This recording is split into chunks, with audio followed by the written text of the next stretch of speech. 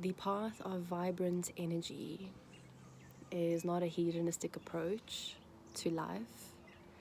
And I think many of us have in the past, I know this for myself to be true, sometimes we seek out the tantric path expecting it to be a hedonistic approach. We think that the work is about the peak of pleasure, the peak of ecstasy, ecstatic moments, expansive moments of bliss. But when we are really working with traditional Tantra, and this is in the teaching, that we are working with polarity, that without the tension of polarity, the universe would not exist. We would not exist. Because it's the very essence of formless moving form, the very essence of form moving into formless. And so when we are moving with the tantric path in the traditional sense, in the true classical sense, we find that we are provided with the methods, with the tools, and with the practices that remind us of our totality, which means when we feel longing, we go into the longing. When we feel anger, we merge with the anger in the body.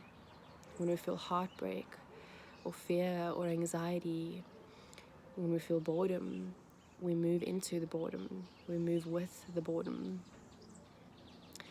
And this for me has been a profound tool because that is my totality. I'm not without this pain. I'm not without this anger. I'm not without this boredom. And the hedonistic approach would be to suppress that, to suppress the boredom, to suppress the anger, to suppress the longing, to suppress the heart pain, and to push it down and to create a delusional expectation around pleasure and around bliss and ecstasy. And the ecstasy can only really be found in the moments when we are totally with what is naturally arising in the body. And we've been given this body to experience and to express the fullness of our true nature, which is polarity. And then to merge with this is to bring about Mahamudra, which is the great union, the great marriage of these polarities, and it's possible. And the more we practice this work, the subtler these sensations become. The more that we do this work, the more prolonged these states become. These states of Mahamudra, these states of great union, of these polarities, when eventually the polarities just melt, the polarities blend. And when we can dance between the tension, and then we don't know what is feminine or masculine.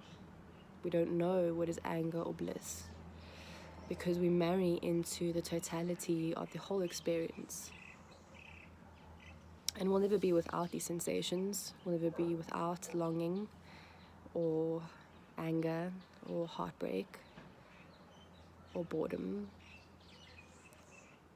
But we become refined to non-attachment to these experiences.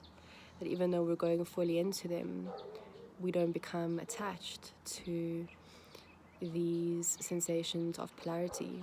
Because when they begin to dissolve, we understand that even beneath these sensations, the intensity, there is just the true essence of love. That is your true nature. And I remember a beautiful quote from Rumi that said, "Look at these worlds spinning out of nothingness. That is your power."